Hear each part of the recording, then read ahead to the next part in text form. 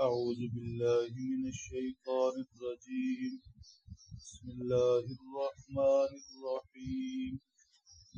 إن الصفا والمروة من شعائر الله فمن حج البيت أو اعتمر فلا جناح عليه أن يطوف بهما ومن تطوع خيرا فإن الله شاكر عليم. صدق اللہ. گزشتہ آیات میں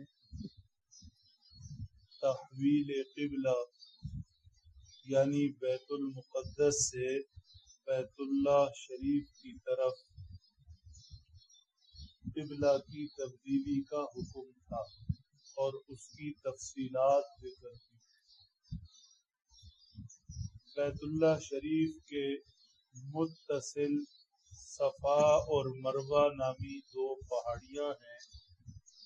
اللہ ہم سب کو زیارت نصیب فرمائے. یہ دو پہاڑیاں حضرت اماں ہاجرہ علیہ السلام اور حضرت اسماعیل علیہ السلام کی یادگاریں ہیں. معصوم حضرت اسماعیل پیاس سے ایڑیاں رگڑ رہے تھے اور اماں ہاجرہ ان کے لیے پانی کی تلاش میں صفا سے مروہ اور مروہ سے صفا بھاگ رہی تھی. اللہ جل شانہ کو اپنے پیاروں کی یہ ادائیں یعنی حضرت اسماعیل کا پیاس سے ایڑیاں رگڑنا اور حضرت اماں ہاجرہ کا پریشان ہو کر صفا سے مروہ مروہ سے صفا بھاگنا ایسا پسند آیا کہ اس سعی کو صفا سے مروہ کی اس چال اور دوڑ کو حج اور عمرہ کا حصہ بنا دیا. صفا اور مروہ کے درمیان سعی کو حج اور عمرہ کا حصہ بنا دیا اور اس آیت شریفہ میں ان دو پہاڑیوں کو اللہ نے اپنی نشانیاں قرار دی. ان الصفا والمروۃ من شعائر اللہ. شعائر اللہ کی نشانیاں وہ ہوتی ہیں جنہیں دیکھ کر اللہ یاد آ جائے. مسجد شعائر اللہ میں سے ہے. ہر مسجد کو دیکھ کر اللہ کی یاد آتی ہے. یوں ہی کسی ویرانے میں کسی غیر ملک میں آبادی کے اندر دور سے جب مسجد نظر آئے گی تو اللہ کی یاد آ جائے گی. مذہب اسلام کی طرف توجہ ہو جائے گی. اس لیے مسجد کو شعائر اللہ کہتے ہیں. صفا اور مروہ کو بھی اللہ نے اپنی نشانیاں قرار دیا کہ انہیں دیکھ کر یاد کرو کیسے ہم اپنے پیاروں کی مدد کو پہنچتے ہیں،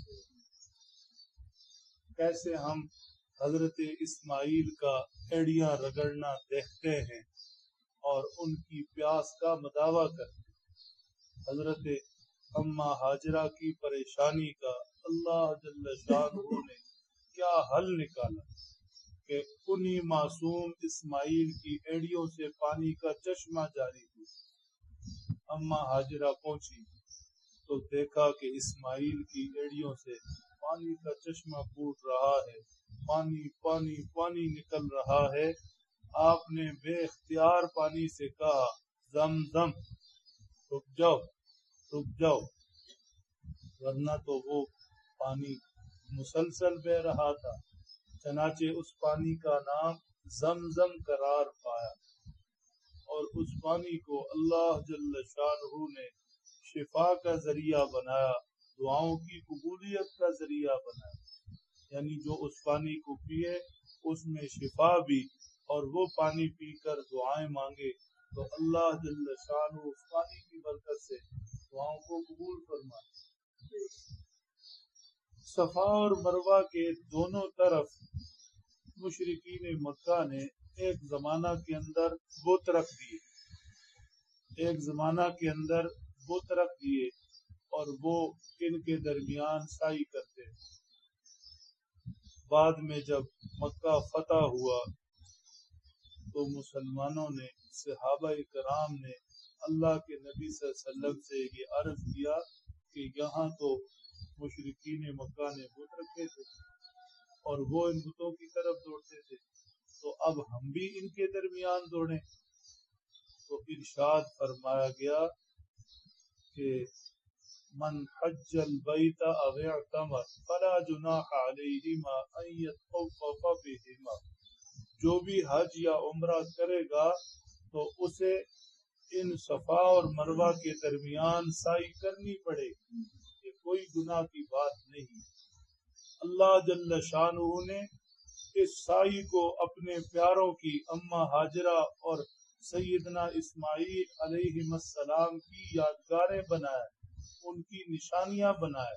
اللہ اپنے پیاروں کی نشانیوں کو باقی رکھتے ہیں، لہذا اس سعی کو ضروری قرار دیا گیا، بلکہ فرمایا یہ تو نیکی ہے، ہمارے پیاروں کی یاد کو باقی رکھنا یہ تو نیکی ہے۔ من تطوع خیرا فإن اللہ شاکر علیم، جو بھی خیر کا اور نیکی کا کام کرتا ہے تو اللہ شاکر ہے۔ شاکر کا مطلب قدردان، اللہ کسی کی نیکی کو ضائع نہیں۔ انسان ناشکرا کہا گیا ہے اس لیے کہ انسان ہے ناقدرہ، دوسروں کی نیکی کو اور اچھائی کو ضائع کر دیتا ہے۔ ایک وقت ہوا کسی نے اس کے ساتھ کوئی نیکی بھلائی کی تو دوسرے وقت میں سے یاد ہی نہیں، اور یہ بالکل الٹ چل پڑتا ہے۔ اللہ شاکر، قدردان، کیسے قدردان کہ اپنے بندے کی چھوٹی سی نیکی جسے وہ کر کے بھول ہی گیا، زمانوں بعد جب میدان حشر برپا ہوگا اور ترازو لگے گا تو اللہ اپنے بندے کی ہوئی چھوٹی سی نیکی بھی یاد رکھیں گے اور ہر نیکی پر اپنے بندے کو اجر دیں گے۔ یہ ہیں قدردان رب، یہ ہیں شاکر رب، اپنے بندوں کی ہر نیکی کی قدر جاننے والے علیم۔ اس لیے تو فرمایا جاتا ہے کہ جو کام بھی کیا جائے اللہ کی رضا پیش نظر ہو، اللہ کو راضی کرنا مقصد ہو۔ دنیا کو راضی کرنے کے لیے یا لوگوں کو خوش کرنے کے لیے جو کام کیا بھی، لوگ خدا جانے خوش ہوں گے بھی یا نہیں، یا ہوں گے بھی تو تھوڑی دیر کے لیے ہو جائیں گے، کیا فائدہ ہوا؟ لوگ کسی کو کیا دے سکتے ہیں؟ لہذا نیکی کرے تو اللہ کے لیے کرے، اللہ کو بندوں کی ہر نیکی کی قدر ہے۔ اللہ سمجھ دے، عمل کی توفیق۔